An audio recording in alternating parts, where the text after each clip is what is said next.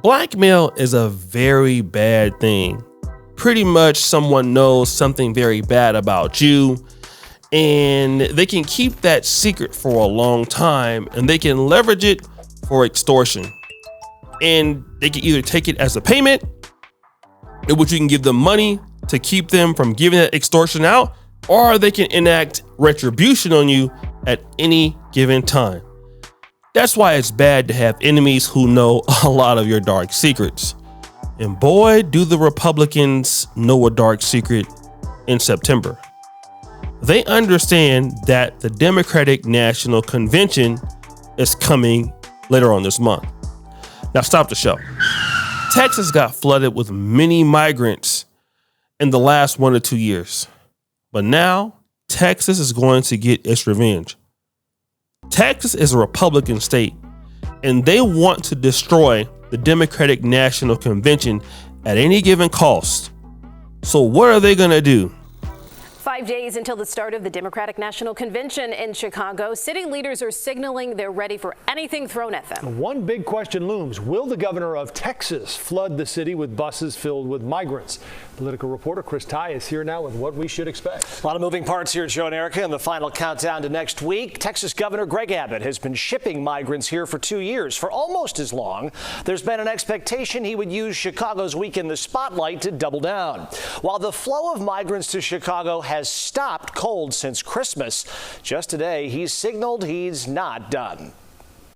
Those buses will continue to roll until we finally secure our border. He said it at the RNC and tweeted it again today. We won't stop until the Biden-Harris administration secures the border. The buses to Chicago from Texas have slowed. Where are you guys helicopters? Venezuela. And those studying the crisis say there are 3 reasons a full court press next week during the DNC is unlikely. First, the number of illegal migrants has fallen from 300,000 last December to 83,000 this June. There's less opportunity actually to find enough people to be bused to Chicago. So that's a big change. Muzaffar Chushti of the Nonpartisan Migration Policy Institute says, number 2, migrants have learned time allowed in shelters here up north has been slashed since last year. The fact that news travels fast in the right migrant communities also mean people will not be willing to come to Chicago. I mean, it's kind of shady to think that, but to bus in all of these migrants during the Democratic National Convention and have them homeless, hoping that they would be outside of the Democratic National Convention so that goes on television and that's all over the blogs. That is so smart. But there's also another problem. A migrant from Venezuela is facing charges accused of attacking and sexually assaulting women. One of those attacks leading to an alert from the UIC campus. Casey Cronus is live with the latest on the case against him. Casey? Sylvia and Terrence, a judge has denied pretrial release for that man as prosecutors argued he's already attacked 2 women and they do not want to allow room for him to victimize any others. Oh yeah.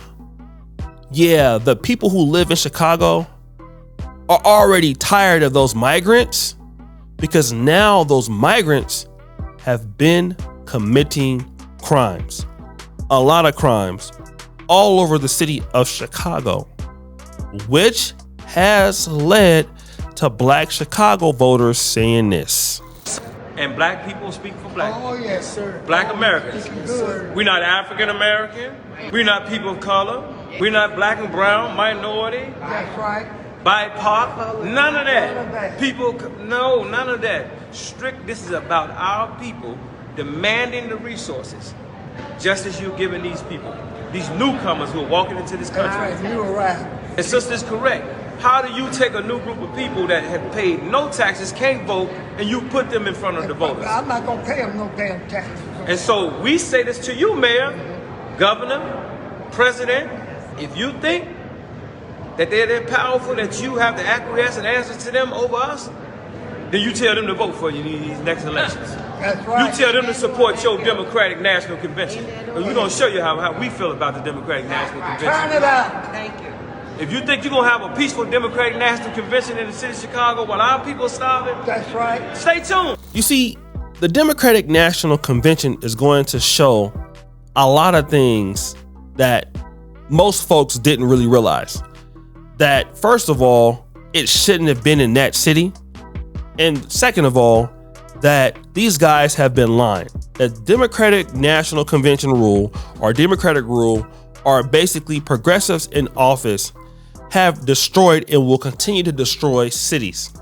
We've talked about it with Eric Adams.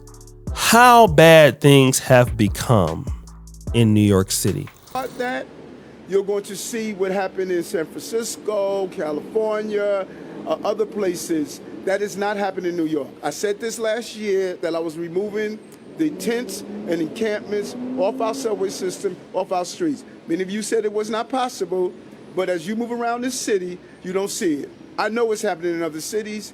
I visited there. We're not having that here in New York. Now, will there come a day that we're going to have to find locations where we're going to have migrants go to? We're going to have to look at that because we have reached our capacity.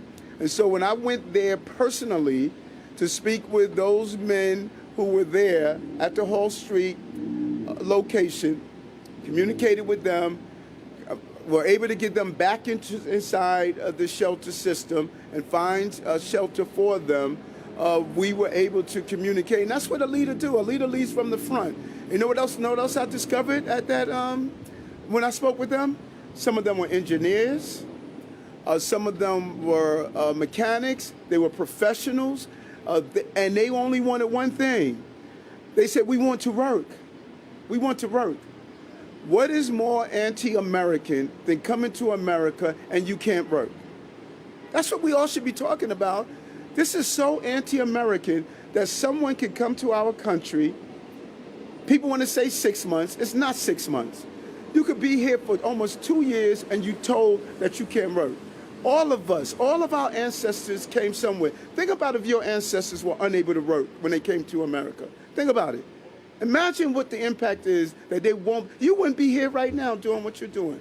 But we're telling these group of migrants from Venezuela, South America, Ecuador, Africa, Haiti, Russian. There was a Russian-speaking person that came to speak with me. We're telling them all, you have to be here for a minimum of 6 years. It could be 2 years, and you can't provide for your family. And that is not what they're asking for. Another guy is begging to give them jobs, but you can't give them jobs. There are going to be homeless people on the streets. There are going to be people out there, maybe some of them selling drugs, maybe some of them doing drugs, maybe some of them loitering, maybe some of them littering. And you know what people on the right can say? We told you so. And do you know what African-American voters should say? Damn, we voted for this. This is what we got. No, let me change my mind. You see, immigration is not always a bad thing. I'm an immigrant to Uganda. I live and I work here. But you see, my skill set and my ability to contribute is why we have the King Ghana YouTube channel. We have a staff here. We have people that we love here. And you guys support us as a YouTube channel. But what if I came here with nothing? And I was taken away from Ugandans. I was taken away from their taxpayers' money. I was causing problems. I was out here harassing their men. I was harassing their women. I was stealing chickens in the village. I was doing all kind of stuff. Will they appreciate that about me? No. They would not like that because I'm a person that's not giving any value and I'm taking. How can you be somebody who is taking value and you're causing problems? But hey, the real reason why I'm here probably wouldn't be, the citizens' fault. And really, it's not my fault because they let me in. All they had to do was say no. Now, America has all of these weapons and they have all of this military training. If they didn't want immigrants in there, and I'm talking about migrants, illegal ones, all they can do is say no, but they want them there. Democrats want them there. But they never thought that this would backfire on them like it's about to. Because when you get all of those bloggers and those YouTubers on the Democratic National Convention and showing the chaos out there, and that goes up on YouTube, and that goes up on Facebook, and that goes up on Instagram, and people see all of those folks out there in that chaos after seeing what happened at the Republican National Convention in Milwaukee, people are going to think twice about, why am I voting for my own demise? Why am I voting for my own problems? It doesn't make sense. In Chicago, and mayors like Brandon Johnson are just not equipped to rule. They don't have what it takes to govern. They can't even govern their own selves in their own respective cities. Brandon Johnson is going to be one in, one out like Mayor Lightfoot. In fact, Lori Lightfoot, who will go down in history as the worst mayor in Chicago, will move to number 2 as Brandon Johnson replaces her as number 1. That's how bad Chicago is right now. They want their old thing back. And that's terrible. But if you guys want to have, like this guy said here in the clip, 400 police calls, you want your police officers solving crimes for immigrants instead of the actual U.S. citizen criminals who are doing things. Imagine having them both at the same time, simultaneously, constitutively. Would you appreciate that? Your tax dollars being spread so thin that maybe police can't respond in an effective way, possibly leading to more crime? Think about it. It could be you. So guys, what do you think? It's your boy O'Shea Duke Jackson back at it again with another episode of Fair Use. I'm out.